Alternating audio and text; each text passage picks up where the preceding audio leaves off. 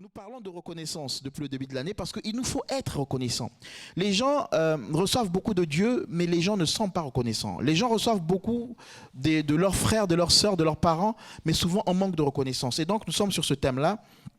Nous avons commencé la première fois, nous avons parlé des choses qui peuvent nous empêcher d'être reconnaissants. On avait dit que le fait de ne pas voir ce que Dieu a fait et de regarder simplement à ce que nous n'avons pas encore reçu, nous empêche des fois d'être reconnaissants. Dieu a déjà fait beaucoup de choses, mais tellement je ne veux pas voir ces choses-là, je regarde plus à ce que je n'ai pas encore reçu, et bien je ne suis pas reconnaissant pour ce que Dieu a déjà fait. Donc ça, c'est un obstacle à la reconnaissance. Nous avons vu l'exemple des lépreux qui sont venus demander à Jésus de les guérir, puisqu'ils étaient malades. Et Jésus les a guéris. Ensuite, qu'est-ce qui s'est passé? Il n'y en a qu'un qui est revenu. Et quelle a été la parole de Jésus? La parole de Jésus a été: n'y a-t-il que ce Samaritain pour venir rendre grâce? Donc, c'est-à-dire que Jésus attendait que les autres aussi viennent rendre grâce, viennent déclarer, confesser leur reconnaissance. Jésus attend ta reconnaissance. Est-ce que je peux le dire à quelqu'un? Jésus attend ta reconnaissance. Amen. Jésus était là. Il dit, mais ils étaient 10. Y a-t-il que ce Samaritain? En plus, ce n'était pas un juif, c'était un Samaritain. Méprisé, rejeté, de qui on dit toujours de mauvaises choses, un mauvais témoignage. Et c'est lui qui revient pour remercier le Seigneur. Donc nous avons vu aussi avec Léa, c'était ça. Hein? Je suis en train d'hésiter parce que comme elle s'appelle Léa, donc la sœur Léa. Mais c'est ça, hein, Léa dans la Bible. Je suis en train de... Oui, c'est Léa. Ah, c'était ça, hein, c'était Léa. Ok. Pas toi, hein, ma sœur. D'accord. La Léa qui est dans la Bible. Et qu'est-ce qu'on avait dit par rapport j'allais dire la sœur Léa. Qu'est-ce qu'on avait dit par rapport à Léa? Femme de qui? Femme de Jacob. Qu'est-ce qu'on avait dit? On avait dit que Léa regardait à recevoir l'amour de Jacob et du coup ne regardait pas à ce que Dieu faisait dans sa vie et donc était dans l'incapacité de louer Dieu et de rendre grâce à Dieu, d'être reconnaissant. Nous avions lu le texte qui nous disait que Léa n'était pas aimée. Vous vous souvenez? Léa n'était pas aimée. Comme elle n'était pas aimée de Jacob, il aimait plus Rachel, mais Dieu l'avait aimée. Dieu avait aimé Léa et Dieu l'a rendue quoi? Féconde. Tu peux ne pas être aimé des hommes, mais si Dieu t'aime, tu seras fécond. Amen. Ta productivité ne dépend pas de l'amour d'un homme. Parce que c'est Dieu qui nous rend productifs. Alléluia. Et donc, qu'est-ce que Dieu a fait? Dieu l'a rendue féconde. Et celle qui était aimée, Rachel, stérile. Et la Bible nous dit que Léa a eu un premier enfant. Et au lieu de remercier Dieu, elle a donné un nom, Ruben, à cet enfant pour que son mari voit qu'elle lui a donné un enfant et que son mari l'aime encore plus. Elle a encore eu un enfant pareil. Ah, cette fois-ci, mon mari va m'aimer. Elle a encore eu un autre. Ah, cette fois-ci, mon mari. Mais le fait d'avoir 3 enfants n'a pas amené l'amour de son mari. Et finalement, quand elle a eu Jida, oh là là, c'est dur, hein? Non, j'ai dit Jida. Au lieu de Judas. Quand elle a eu Judas, qu'est-ce qu'elle a fait? Elle dit, cette fois-ci, je fais quoi? Je louerai l'Éternel. Cette fois-ci, je louerai l'Éternel. Donc ça veut dire que tous les enfants qu'elle a eus avant, elle n'a pas loué l'Éternel. Pourquoi? Parce qu'elle s'attendait aux hommes. Tant que tu regardes qui t'a déçu, qui t'a fait ci, qui t'a fait ça, tu ne verras pas ce que Dieu est en train de faire dans ta vie. Donc ça t'empêche d'être reconnaissant. Alléluia. Tant que tu vois combien de personnes tu regardes juste à combien de personnes t'ont escroqué, tu ne verras pas ceux qui ont été une bénédiction pour toi. Alléluia. Et Dieu veut qu'on soit reconnaissant. Et donc dimanche dernier, après nous avons dit quoi? Que la reconnaissance impliquait quoi? Impliquait un changement. La reconnaissance impliquait un changement. C'est ce que nous avons dit la semaine dernière. Nous avons reparlé dimanche dernier des paralytiques. Des paralytiques. Oh là là. Jésus a guéri tellement de malades que des fois, je vois, on confond. Tellement il en a guéri plein, des paralytiques, des aveugles, des lépreux, ressuscité des morts. Donc, du coup, des fois, on ne sait pas trop. Donc, on a reparlé dimanche dernier des lépreux. Et on a dit que les lépreux, quand ils sont venus vers Jésus, ils ont dit quoi? Ils ont dit, Maître, aie pitié de nous. Donc les lépreux étaient mis à l'écart de la société. Parce que quand tu as la lèpre, tu es mis à l'écart. Mais mis à l'écart de la société, Jésus vient même en dehors de la société pour venir voir celui qui est abandonné, qui est mis à côté, qui est rejeté. Donc il y a aucune... C'est-à-dire que pour Christ, il n'y a aucun état, aucune situation qui peut faire que Christ ne s'approche de toi. Alléluia. Il était dans la foule, mais il était aussi dans les spécificités. Donc il arrive et les pauvres voient Jésus, ils disent, Maître, Maître, aie pitié de nous. Et nous avons dit que l'expression Maître veut dire quoi? Je suis ton disciple, je suis ton serviteur. Mais pourtant, ils n'étaient pas disciples de Jésus. Mais parce qu'ils avaient besoin de guérison, ils ont appelé Jésus Maître. Pourtant, quand ils ont été guéris, il n'y en a qu'un qui est venu se mettre à genoux pour montrer de façon pratique que Christ était Maître. Les autres sont partis. Et nous avons dit que, vous voyez, il y a malheureusement des chrétiens des fois qui appellent Jésus Maître parce qu'ils ont besoin de quelque chose. Jésus Seigneur, tu es mon Seigneur parce que j'ai besoin de quelque chose. Parce que j'ai besoin d'être guéri. Parce que j'ai besoin que mon problème soit réglé. Alors à ce moment-là, Jésus est Seigneur. Vous savez ce que ça veut dire être Seigneur? C'est qui domine, qui commande, qui gouverne. Et donc il y a une forme de soumission parce qu'on s'attend à quelque chose. Mais quand Dieu a béni maintenant, comme c'est lépreux, Jésus n'est plus Seigneur. Ils l'ont oublié. Il n'y en a qu'un qui revient et qui se prosterne et qui dit, moi je t'avais appelé Maître quand j'étais malade. Maintenant que je suis guéri, je continue à t'appeler Maître. Moi je t'avais appelé Seigneur quand j'avais rien. Tu m'as béni, maintenant je continue à t'appeler Maître. Je n'avais pas de travail, tu étais mon Maître, j'ai prié pour que tu m'en donnes. Je continue à être ton serviteur. Et je continue à t'appeler Maître. Je n'avais pas d'enfant. J'ai prié, je t'ai invoqué, j'ai appelé le Seigneur des Seigneurs. Maintenant que tu m'as donné des enfants, je continue à être ton disciple, ton serviteur, et tu continues à être mon Seigneur. Alléluia.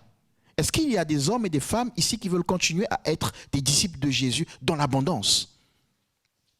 Donc on avait dit que la reconnaissance implique un changement. Et j'avais pris l'exemple, si dans un couple par exemple, un monsieur trompe sa femme ou la femme trompe son mari et que le mari pardonne, je te pardonne ma femme. Qu'est-ce que la femme va dire? Ah merci, ah on m'a gardé quand même, je suis dans le foyer, on m'a pardonné. Amen. Donc elle est reconnaissante. Mais ça veut dire quoi? Ça veut dire qu'elle ne va plus le faire.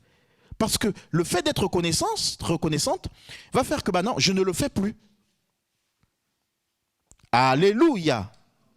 Jésus dira à cette femme, où sont ceux qui te condamnaient? De quelle femme il s'agit? Non. La femme adultère. La femme adultère. Jésus dit, où sont ceux qui te condamnaient? Il dit, moi non plus, je ne te condamne plus, va et ne pêche plus. La reconnaissance, c'est, on m'a fait grâce dans cette situation. J'ai failli être condamné au tribunal, on m'a fait grâce, je ne le refais plus. Parce que je suis reconnaissant. Donc la reconnaissance nous amène dans une sécurité. La reconnaissance nous amène dans la sainteté. Alléluia. Nous avons aussi parlé du peuple d'Égypte, du peuple d'Israël. Ah là là, c'est chaud ce matin. Du peuple d'Israël qui est sorti d'Égypte. Ils ont traversé la mer Rouge et ils ont chanté leur reconnaissance à Dieu. Vous vous souvenez? Ils ont dit, nous te bénissons, nous te louons. Enfin, c'est vraiment pas les expressions qu'ils ont utilisées. Mais tu as englouti le char, tu as englouti le cavalier. Nous avons traversé à sec. Ils ont remercié Dieu. Et ensuite, qu'est-ce qu'ils ont dit? Tu nous amènes dans ta sainteté. Donc, vous voyez que la reconnaissance doit nous amener dans la sainteté. Tu nous amènes dans ta demeure de sainteté. La reconnaissance doit nous amener à demeurer dans la présence de Dieu, à demeurer dans la vie de Dieu. Alléluia. Est-ce que tu es reconnaissant? La reconnaissance, ce n'est pas seulement de dire, Seigneur, je te remercie pour ce que tu as fait. Je te bénis parce que tu m'as aimé. Mais la reconnaissance veut que maintenant que tu bénisses le Seigneur, que tu marches en nouveauté de vie. Amen, amen. Alléluia. Donc ça, c'est les aspects que nous avions vus en disant que nous pouvons ne pas voir. Nous pouvons refuser de voir ce que Dieu a fait et regarder à ce qu'il n'a pas fait et du coup ne pas être reconnaissant.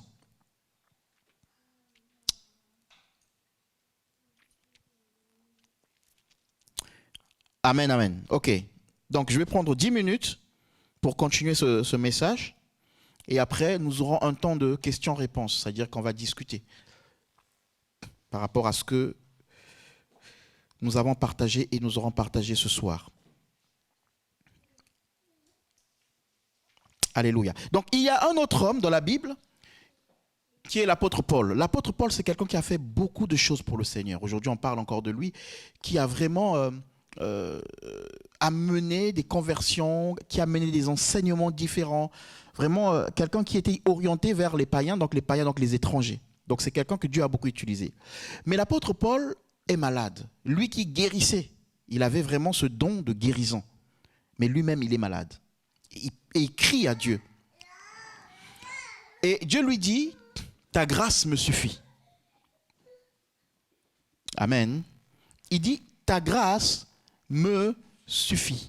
Alors, il était malade, mais parce qu'il est question d'écharde, hein, il portait une écharde, mais il est aussi dit que cette écharde parlait de la souffrance à laquelle il était lié. C'est-à-dire que l'apôtre Paul, c'est quelqu'un qu'on tapait beaucoup.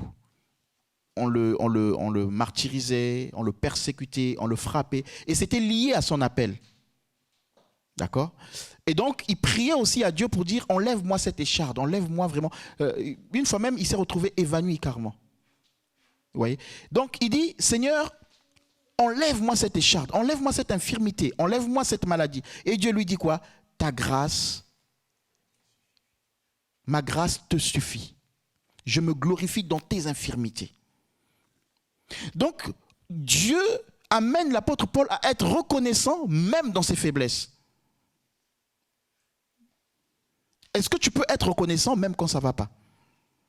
Ça, c'est ce que Dieu veut. C'est-à-dire que Dieu veut que ton regard soit toujours focalisé vers lui, quelle que soit la situation, bonne ou pas bonne, condition bonne ou mauvaise, que ton regard soit focalisé sur lui.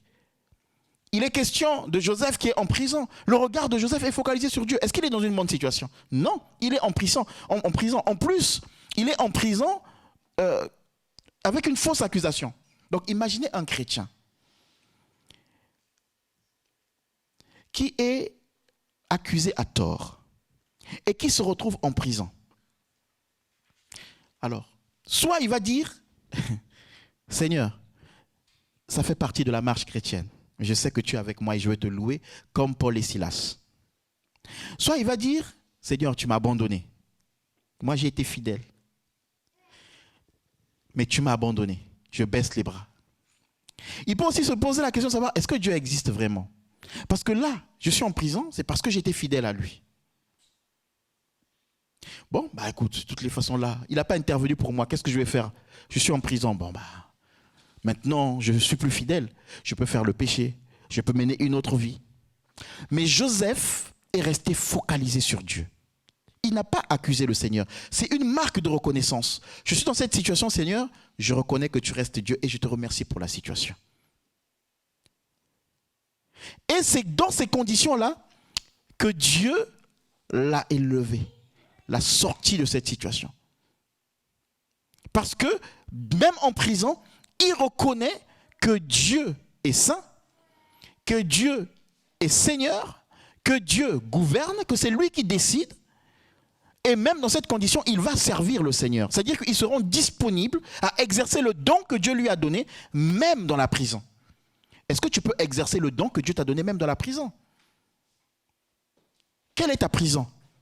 Parce que la reconnaissance veut que tu exerces même dans la souffrance, dans la difficulté.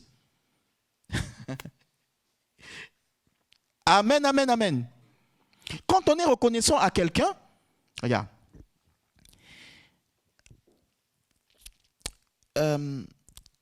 quelqu'un qui est reconnaissant envers sa femme, ses enfants, même s'il est en prison, il reste fidèle. Il sait qu'il a une femme, il sait qu'il a des enfants. Il prend des nouvelles. Il pense à eux. Il essaie de voir comment les choses s'organisent. Donc la condition ne l'empêche pas de jouer son rôle de père. Je ne sais pas si je m'explique. Même s'il ne peut pas être présent pour aller se promener avec ses enfants au parc, mais dans son attitude, dans sa réflexion, dans ses pensées, il a toujours cette responsabilité à l'esprit. Amen. Parce qu'il sait, il est reconnaissant. Alléluia.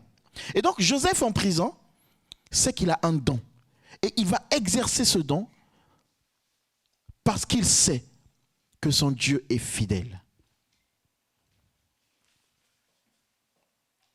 Est-ce que quelqu'un veut être délivré d'une situation? Est-ce que quelqu'un veut sortir de prison? Eh bien, que ta reconnaissance, alléluia, que ta reconnaissance t'emmène à exercer le don que Dieu t'a donné.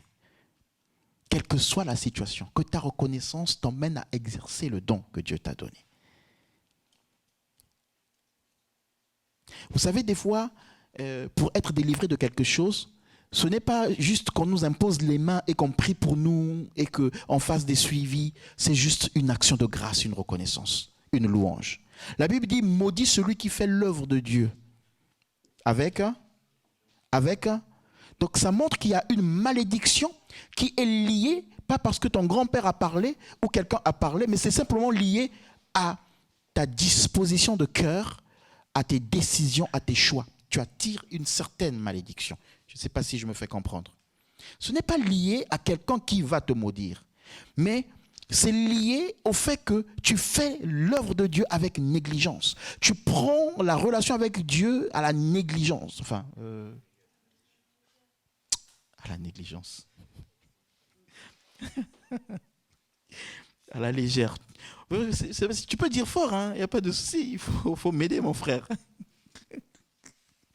Amen, amen, amen, amen.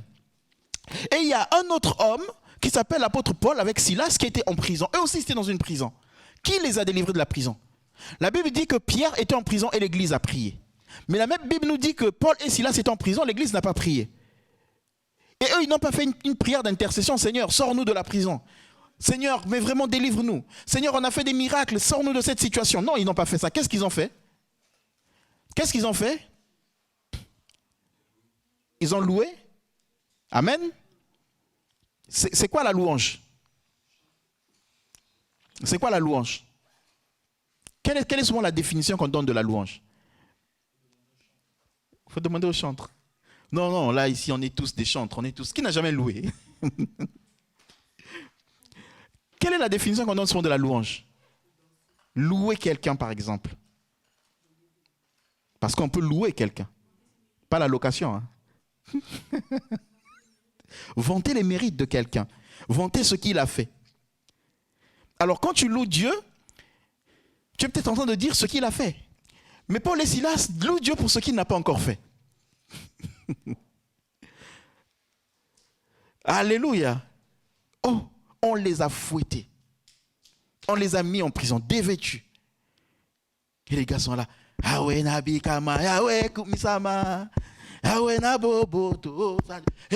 pas d'instrument. Hein? Ah, il y avait des chaînes qui pouvaient servir d'instrument. Amen. Tes chaînes peuvent servir d'instrument. Alléluia. Ils ont loué le Seigneur pour ce que Dieu n'a pas encore fait. Dans ta situation, tu peux être reconnaissant. Seigneur, aide-moi vraiment à être reconnaissant dans la situation là que tu connais. Aïe, aïe, aïe.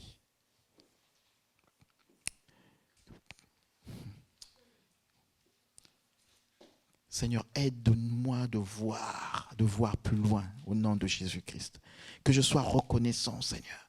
Dans les chaînes, dans la prison, dans les incompréhensions, Seigneur, donne-moi de te louer, de te célébrer, Seigneur. Seigneur, je te supplie. Je ne veux pas rentrer dans la distraction de l'ennemi qui nous montre ce qui ne va pas. Mais je veux voir qu'il y a un Dieu, c'est tout, qu'il y a un Dieu qui est puissant. Comme nous l'avons dit, un Dieu puissant qui guérit, un Dieu puissant qui restaure, un Dieu puissant qui rétablit les choses, un Dieu puissant qui brise les chaînes.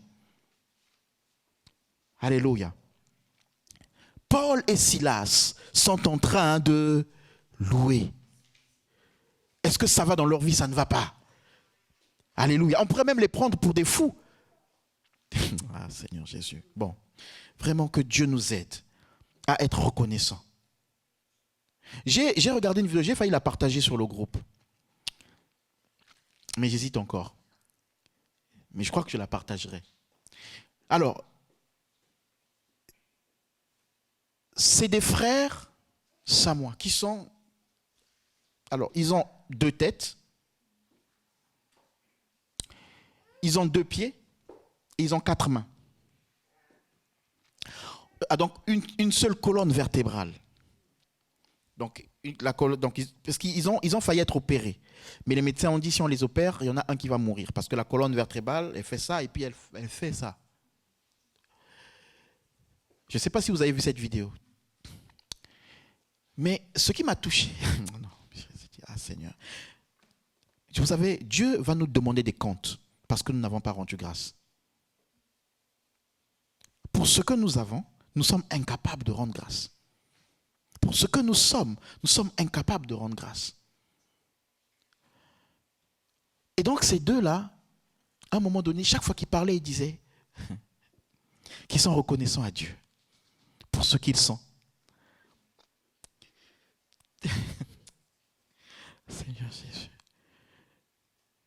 Ils sont reconnaissants à Dieu. Et ils voient des avantages d'être comme ça. C'est-à-dire que les deux, alors comment vous allez faire quand vous allez vous marier, tout ça? Est-ce que vous allez aimer la même femme? Est-ce que...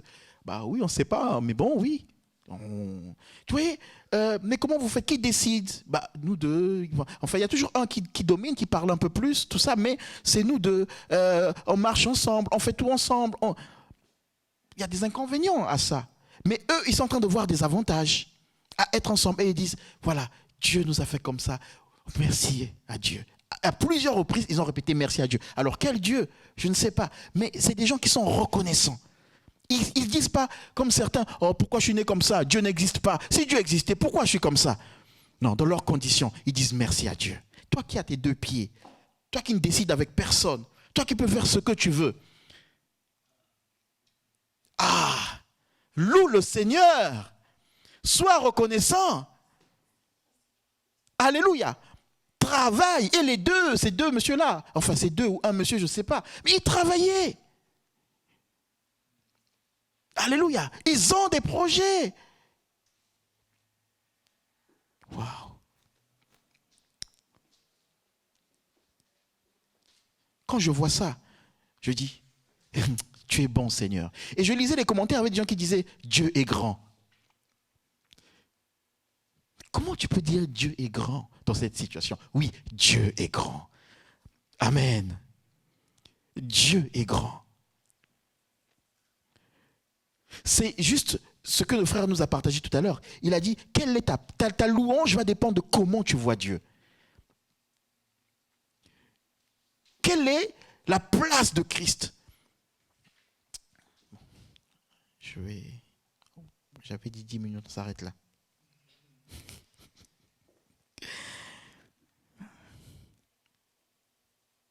Alléluia. Amen. Seigneur, donne-nous d'être reconnaissants.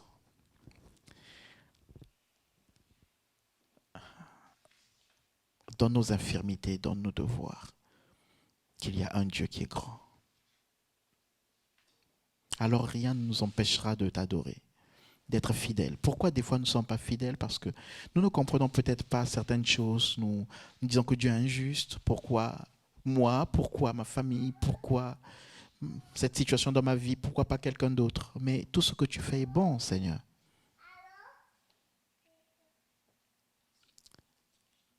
Seigneur, aide-nous à avoir une autre perception de ta personne. Seigneur, aide-nous à regarder autour de nous et à nous dire peut-être que oui, je suis peut-être privilégié par rapport à quelqu'un d'autre.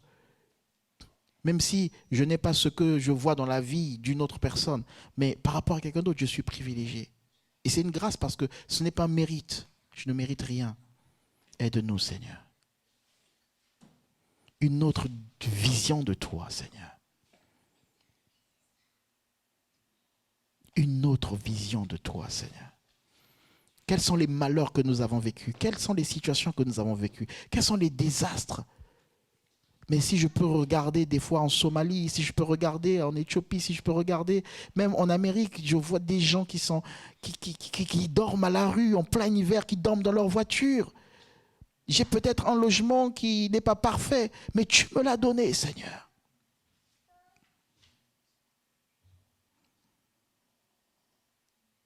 Même dans ce pays, même dans cette ville, nous voyons des gens qui sont dehors, cette période hivernale, qui sont dehors, qui ne savent pas où ils vont passer la nuit. Mais rien que de savoir que je suis au chaud la nuit. Ah, Seigneur.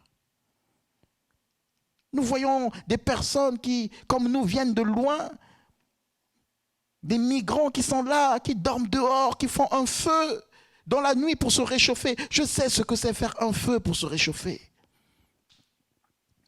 Ah, Seigneur, nous voulons réaliser, te remercier pour ce que nous avons, le peu que nous avons. Nous voulons te remercier. Nous voulons même sauter de joie pour le peu que nous avons, Seigneur. Aide-nous, donne-nous des cœurs reconnaissants. 2022, tu nous as épargné de beaucoup de dangers.